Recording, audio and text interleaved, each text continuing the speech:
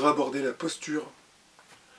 Vous savez bien que dans le syndrome d'Ehlers dans l'os, la posture est une chose délicate, puisque entre la douleur et les tensions, vous avez forcément pris de mauvaises habitudes de posture, et avec le temps, les choses s'installent, et donc, bien souvent, ce que je constate, ce sont des lordoses, des kyphoses, des scolioses, des épaules et des bassins dans tes versions. Ça va dans le sens de se tordre et de se fermer, à mon avis.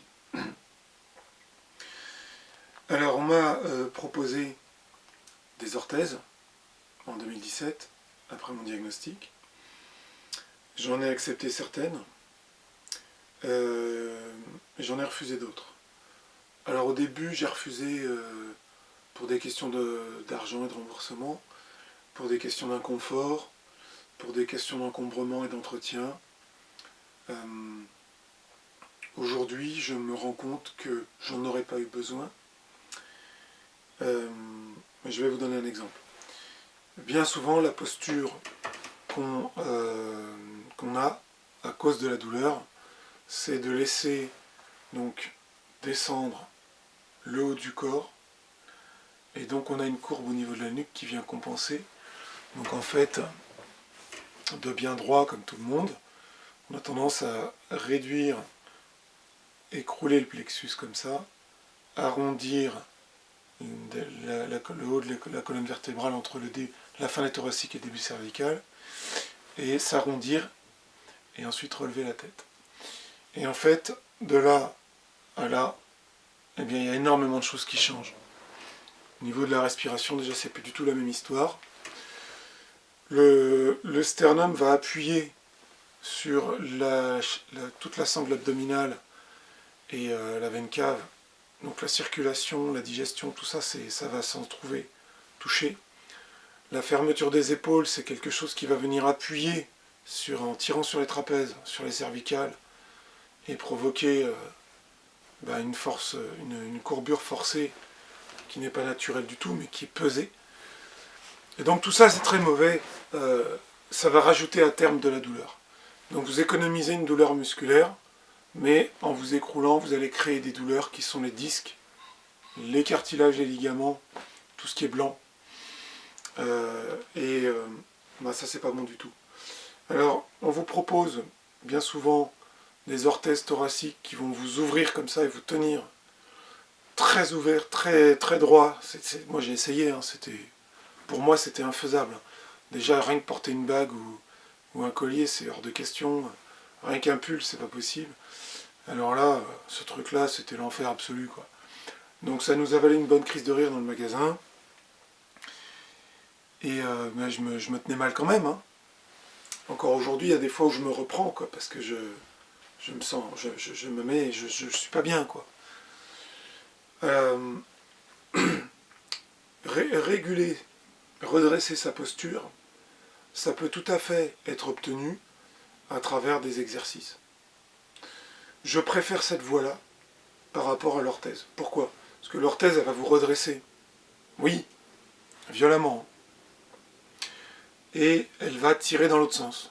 Mais elle va tirer sur quoi ? Alors quelques muscles vont être étendus, aucun problème. Quelques tendons vont prendre un petit peu. Mais on a aussi des disques qui vont être ouverts. Alors qu'ils étaient habituellement fermés, ils vont être ouverts d'un seul coup. Et par période, à chaque fois que vous allez mettre votre orthèse, vous allez tirer sur ces disques. Moi, je ne suis pas dans le médical, mais je ne suis pas certain que ce soit une bonne chose que des disques qui étaient fermés depuis 20 ans, 10 ans, puis d'un coup, paf, ils sont ouverts dans l'autre sens. Surtout si c'est maintenu pendant des heures, et ça d'un seul coup comme ça le lundi, parce que vous avez acheté l'objet. Ensuite, l'autre inconvénient, c'est que vous enlevez votre orthèse et vous retombez. Pourquoi ? Parce que l'orthèse, elle ne vous a pas musclé. Bien au contraire. Elle vous a permis d'économiser sur le musculaire. Et donc vos muscles, peu à peu, ils deviennent flemmards, ils s'atrophient. Et ensuite, il est de plus en plus difficile d'avoir une position correcte sans l'orthèse. C'est comme ça dans tout le corps. Là, je prends la cage thoracique parce que c'est ce qui me paraît être le plus flagrant, dans le sens où ça tire sur tout ce qui est devant l'épaule, deltoïde, trapèze, ça serre les omoplates qui étaient ouvertes depuis longtemps, donc des pincements, je ne sais pas, peuvent arriver, j'imagine. D'un seul coup, le sternum se trouve ouvert, il y a beaucoup de choses là-dedans et derrière. Il faut savoir que le sternum, là on est en 3D, hein. Il y a un os qui va jusque derrière, enfin, tout est lié. Donc c'est complexe, on est épais ici. Donc de tirer tout ça, pour moi, ça engage beaucoup de choses dans le corps. Alors pourquoi moi j'ai choisi une autre voie? Déjà au début, j'ai choisi aucune voie. Parce que je me suis dit, bon on laisse tomber, hein, voilà, c'est comme ça, et puis tant pis. Bien qu'ayant arthrose, bec de perroquet, acouphène et la compagnie à cette époque, confirmée par IRM, voilà. Et donc, les semaines ont passé, et puis j'ai nagé. À la piscine, j'ai nagé beaucoup. Et je me suis aperçu que la nage que je faisais n'était pas super bonne. Puisque si elle ouvrait mon thorax lors du crawl, par exemple, elle avait tendance à me cambrer et me faire mal dans les lombaires. Chaque nage, en fait, avait son inconvénient. Et dans l'ensemble, en fait, je ne pouvais pas dire que je m'assouplissais vraiment. Je ne pouvais pas dire que je changeais ma posture de façon phénoménale. Alors, c'était quand même efficace.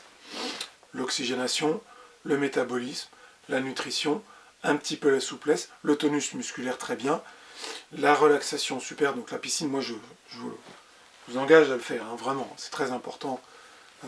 Si vous pouvez, je pense que vous pouvez tous aller dans l'eau, ne serait-ce que pour des choses basiques, voire plus, donc il faut le faire. Mais, alors oui, je sortais de l'eau, hop, je me tenais mieux, mais peu à peu, avec les minutes, ça revenait. Et avec la musculation, alors je vous parle beaucoup de musculation, c'est pas parce que je pratique la musculation depuis une petite année que ça y est, je vais parler que de ça parce que je connais que de ça. Non. La musculation pour moi me paraît particulièrement indiquée pour notre pathologie physique. Donc il y a la musculation, il ne s'agissait pas que de devenir dur, devenir dense, devenir épais, prendre de la masse, faire le beau. Pas du tout. Déjà j'ai pas de masse, donc vous voyez, je suis pas du tout... je suis plutôt ectomorphe. Et je me suis rendu compte qu'il y a une intelligence dans l'approche qui peut permettre des résultats différents selon ce qu'on veut. Hein. On peut avoir des muscles toniques et fins, on peut être sec, ou au contraire on peut prendre une grosse masse molle, spongieuse, à souhait. Tout ça c'est faisable. Hein. On peut s'assouplir comme on peut se raidir si on ne fait pas ce qu'il faut. Et on peut aussi se redresser. Alors, je vous engage à regarder sur internet ou dans les livres, ou avec votre coach si vous avez, eh bien, comment on peut retrouver une belle posture à la musculation. Alors je vous donne 2-3 exemples. Du pull-up, c'est-à-dire que vous êtes allongé sur le dos, vous avez un poids devant vous, au-dessus de vous, et vous allez l'emmener derrière. Loin, loin, loin, et le tenir longtemps, et le ramener.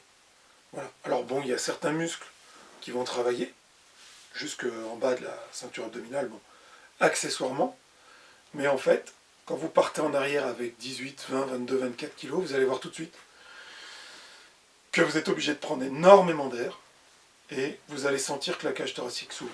Et là, vous allez discuter avec des gens qui ont peut-être fait de la compétition et qui vous disent, ou des bons amateurs, qui vous disent, l'éclatement de la cage thoracique, c'est une nécessité. Voilà, c'est comme ça. C'est une chose qui doit arriver, si vous voulez être harmonieux.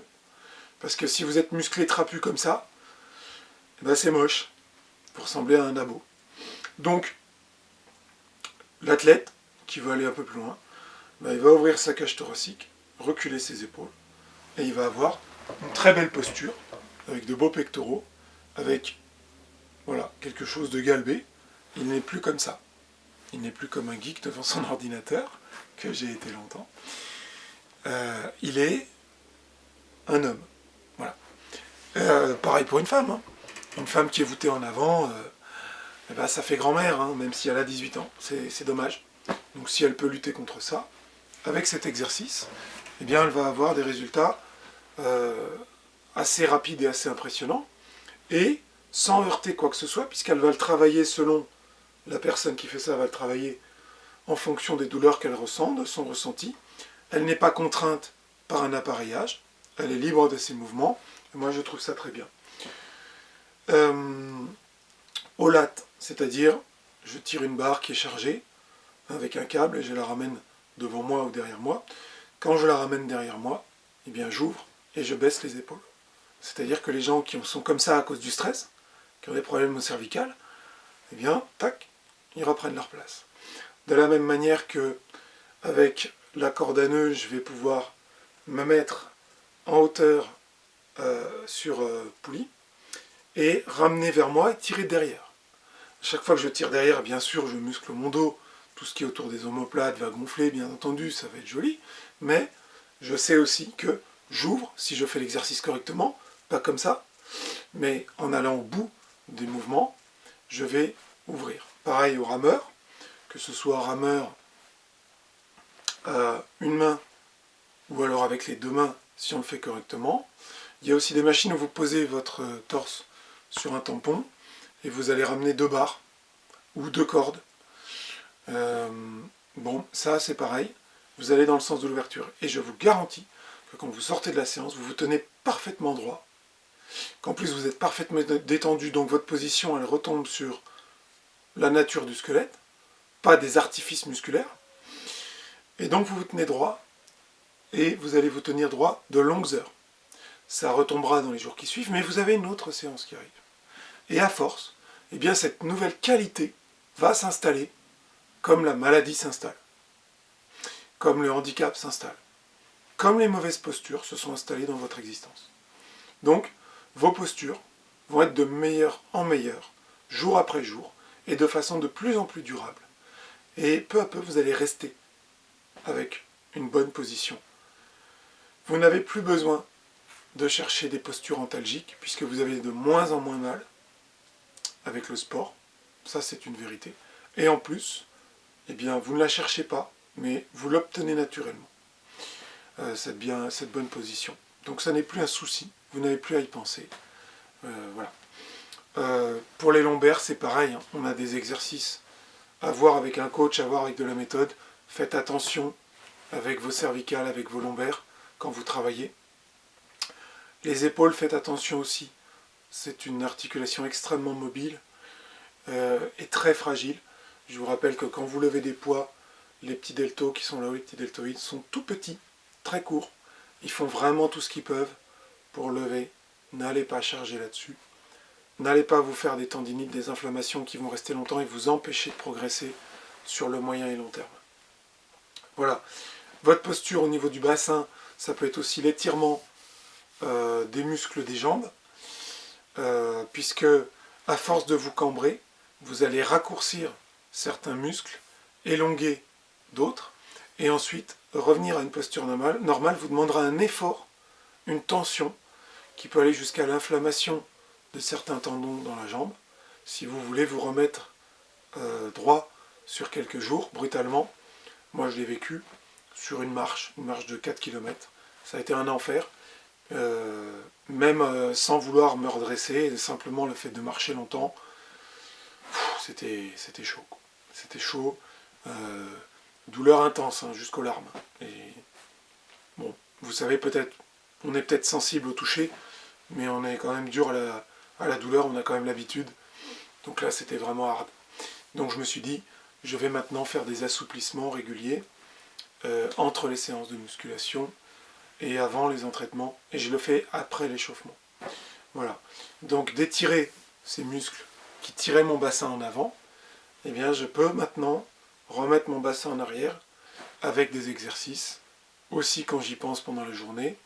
Si je mets une ceinture lombaire pour reposer après des efforts, eh bien je redresse aussi sans tirer ailleurs, puisque tout est détendu et tiré par ces exercices. Donc voilà, c'est une approche d'intelligence, de discernement, c'est une approche que vous prenez en main vous-même, vous réfléchissez, vous faites un constat, peut-être avec votre spécialiste, avec un kiné, vous faites vos exercices pareil, peut-être avec quelqu'un qui s'est spécialisé en coaching, peut-être avec votre kiné, et vous les faites sérieusement, régulièrement, je vous garantis que vous avez du résultat. Je ne vous mets même pas ça au futur, vous l'avez. C'est-à-dire que pendant la séance, vous l'avez. Vous le voyez. Vous vous relevez, vous vous regardez, et vous êtes beau, vous êtes bien, et vous n'avez pas mal. Voilà, vous retrouvez de la liberté. À vous de voir, encore une fois, avec votre courage, avec votre énergie, parce que vous en avez, avec le mouvement que vous allez générer, vous aurez des résultats qui vont vous emmener vers plus d'énergie, plus de mouvement et un meilleur bien-être dans votre corps.